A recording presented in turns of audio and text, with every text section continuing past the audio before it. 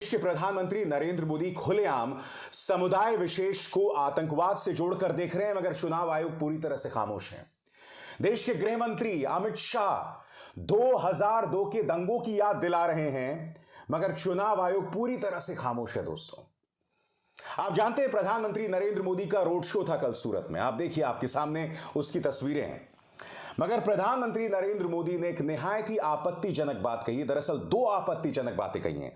सबसे पहले तो उन्होंने यह कहा है कि विपक्ष जो है आतंकवाद की घटनाओं पर चुप्पी साध लेता है क्योंकि विपक्ष को डर लगता है कि कुछ लोगों को बुरा लग जाएगा, यानी कि एक समुदाय को प्रधानमंत्री सीधे तौर पर आतंकवाद से जोड़कर देख रहे हैं। बात वहां नहीं रुकी, उन्होंने यह तक कहा कि कांग्रेस ने आतंकवादियों को छुड़ाने का काम किया। सबसे पहले मैं आपको सुनवाना चाहूंगा कि प्रधानमंत्री नरेंद्र मोदी ने दरअसल कहा क्या है, किस तरह से वो एक समुदाय को आतंकवाद के साथ जोड़कर देख रहे हैं। सुनिए प्रधानमंत्री ने क्या कहा।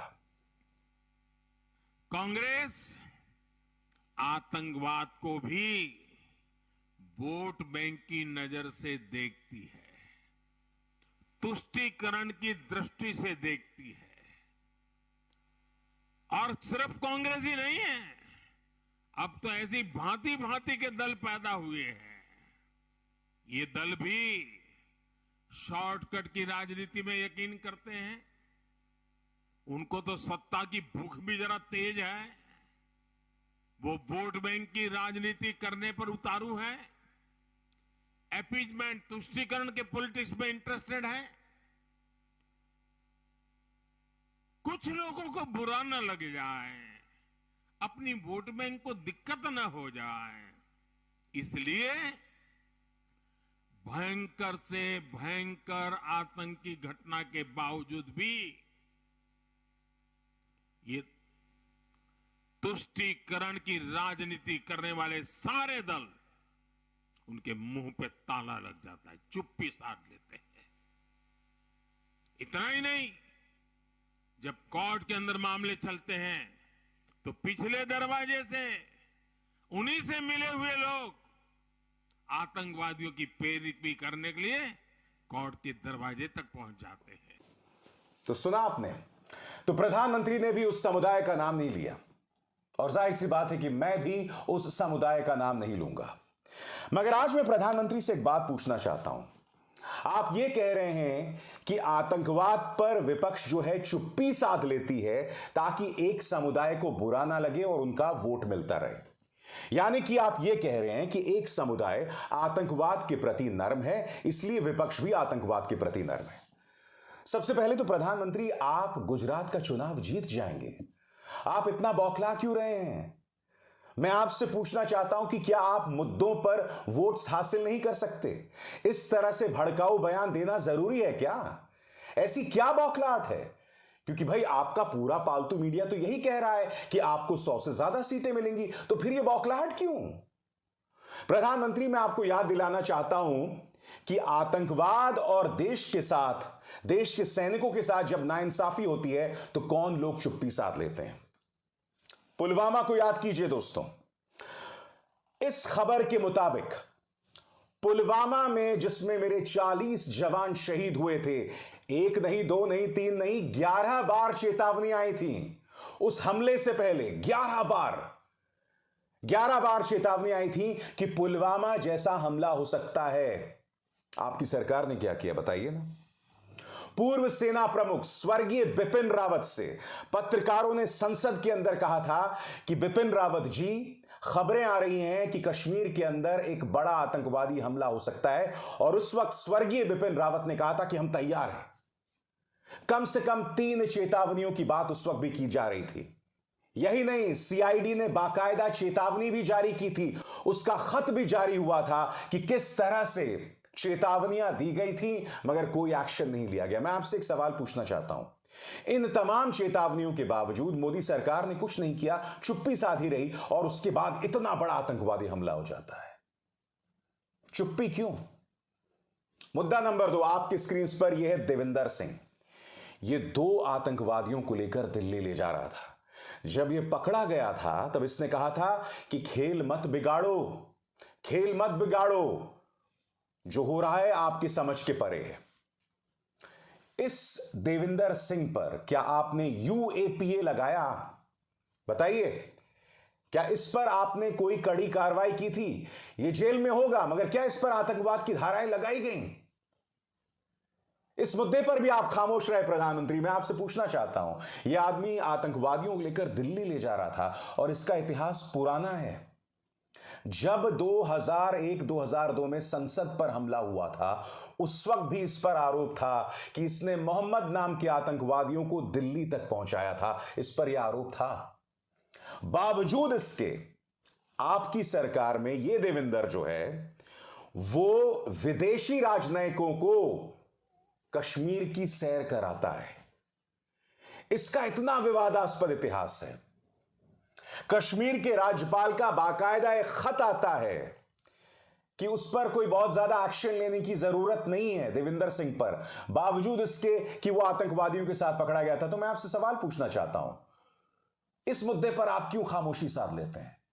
सबसे बड़ी बात, गालवान की बात की जाए, हमारे 20 जवान शहीद हो जाते हैं और आप क्या कहते हैं? याद कीजिए आपने क्या कहा था, सुनिए। न वहां कोई हमारी सीमा में घुस आया है, न ही कोई घुसा हुआ है, न ही हमारी कोई पोस्ट किसी दूसरे के कब्जे में है। मैं आपसे पूछना चाहता हूं प्रधानमंत्री, जब आप एक समुदाय विशेष को आतंकवाद के साथ जोड़ते हैं, जब आप यह कहते हैं कि विपक्ष उस समुदाय विशेष का वोट बैंक हासिल करने के लिए आतंकवाद का समर्थन करता है, तब आप गालवान में मेरे जो जवान शहीद हुए थे उनके बारे में इस तरह का आपत्तिजनक बयान क्यों दे सकते हैं? आपने जो बयान दिया, यह बात तो चीन ने भी नहीं दिया था ना। और उसके बाद क्या हुआ था? चीन आज भी उन जमीन के टुकड़ों पर बना हुआ है जहां एक जमाने में भारतीय सैनिक आसानी से गश्त लगा सकते थे। प्रधानमंत्री, मैं आपसे पूछना चाहता हूं, आखिर क्यों आपने इस तरह का बयान क्यों दिया? तो जब आप गुजरात में भरी सभा में इस तरह की बातें करते हैं ना, तो ये तमाम घटनाएं जिसका मैंने जिक्र किया, आपका वो बयान, आपके एक नहीं दो बयान जो हैं वो आपको आईना दिखा रहे हैं। प्रधानमंत्री, 2019 के लोकसभा चुनावों में जब चुनाव आयोग ने साफ तौर पर कहा था कि पुलवामा की शहादत पर वोट ना हासिल किया जाए, तब आपने यह बयान दिया था जिसमें आपने यह कहा था कि क्या आपका पहला वोट पुलवामा पर मिल सकता है क्या? मैं मेरे फर्स्ट टाइम वोटर से कहना चाहता हूं कि आपका पहला वोट पुलवामा में जो वीर शहीद हुए, उन वीर शहीदों के नाम आपका वोट समर्पित हो सकता है क्या? खुलेआम आप बार बार चुनाव आचार संहिता के दिशा निर्देशों का उल्लंघन कर रहे हैं। आप आतंकवाद जैसी घटनाओं पर सुविधाजनक खामोशी जो है वो अख्तियार कर लेते हैं और आप विपक्ष पर निशाना साधते हैं। आपने यह तक कह दिया कि कांग्रेस ने आतंकवादियों को छुड़वाया था। अरे, कांग्रेस ने तो अजमल आमिर कसाब को फांसी पर चढ़वाया था ना। सुनिए प्रधानमंत्री ने क्या कहा था कि कैसे तब दिल्ली में बैठी कांग्रेस सरकार आतंकियों को छुड़ाने में अपनी पूरी ताकत लगा देती थी। हम कहते रहे कि आतंक को टारगेट करो, लेकिन कांग्रेस की सरकार आतंक को नहीं, मोदी को टारगेट करने में लगी रही। परिणाम यह हुआ कि आतंकियों के हौसले बढ़ते गए। देश के हर बड़े शहर में आतंकवाद सिर चढ़कर बोलने लगा। आप याद करिए, दिल्ली में जब बाटला हाउस एनकाउंटर हुआ तो कांग्रेस के नेता आतंकियों के समर्थन में रोने लगे, रोने। तो इस तरह के आपत्तिजनक बयान भारतीय जनता पार्टी के बड़े बड़े नेता लगातार कह रहे हैं और देश के गृह मंत्री तो 2002 के दंगों की याद दिला रहे हैं। खुलेआम एक मंच से इस तरह के बयानात, मीडिया इस पर खामोश है, चुनाव आयोग इस पर खामोश है। मीडिया की तो क्या हालत मैं आपको दिखाना चाहता हूं। पत्रकारों में गुल्लू का किरदार निभा चुका यह पत्रकार क्या कह रहा है आपकी स्क्रीन पर। Zoom in in Surat people waiting for prime minister Modi to arrive, यही है क्या मोदी मैजिक? इसके जैसे पत्रकार प्रधानमंत्री से यह नहीं पूछेंगे कि आप किस तरह से चुनाव आचार संहिता के दिशा निर्देशों का उल्लंघन कर रहे हैं, ये इस तरह से उनका महिमा मंडन करते हैं। कितने शर्म की बात है ना।